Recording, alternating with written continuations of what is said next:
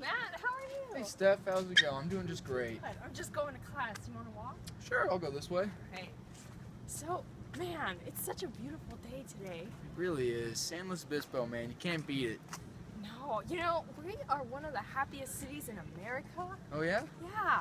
I wonder why that is.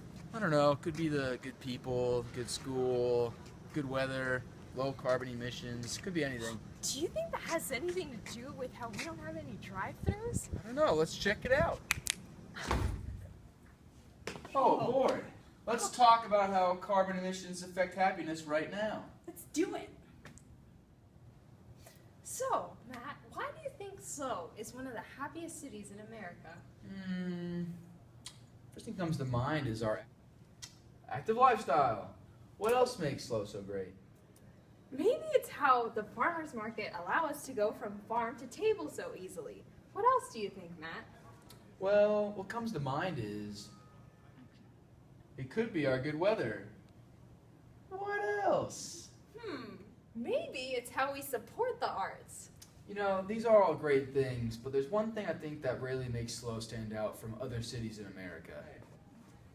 How eco-friendly we are. For instance, we don't have any drive-thrus.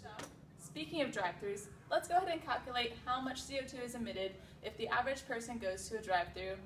Well, let's figure out how many times does the average person go to a drive-thru. There was a study shown that says that students eat out about 6 to 8 times a week. That seems like a pretty big number, but if you think about it, there's Carl's Jr., or Albert Tacos, or Starbucks, or Chick-fil-A. So 6 to 8 times a week seems pretty reasonable. Now, if there's drive-thrus around, it makes it a lot more convenient. So let's assume that about half the time they go out for fast food, they use a drive-thru. And the average wait time at a drive-thru is about 180 seconds. So total time spent at a drive-thru, about 12 minutes a week. Not a very long time, but really convenient. Bring it back to carbon emissions. If your car is idling for an hour, it's going to use 0.7 gallons of gas. Multiply that by 60 minutes in an hour, and then you multiply that by 12 times a week, and you get 0.14 gallons of gas used a week at a drive-thru. The EPA gives us that there's 8.887 times 10 to the negative 3 tons of CO2 emitted for 1 gallon of gas. Not a large amount. Multiply it by 0.14 gallons a week used when you're at a drive-thru, and you go all the way over to 1.244 times 10 to the negative 4 tons of CO2 a week.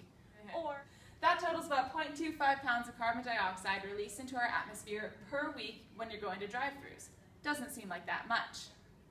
But Brittany, what if we look at how many tons of carbon are emitted by a college campus? Wow, that's an awesome idea. What if we looked at somewhere like Cal Poly, if we had drive-thrus?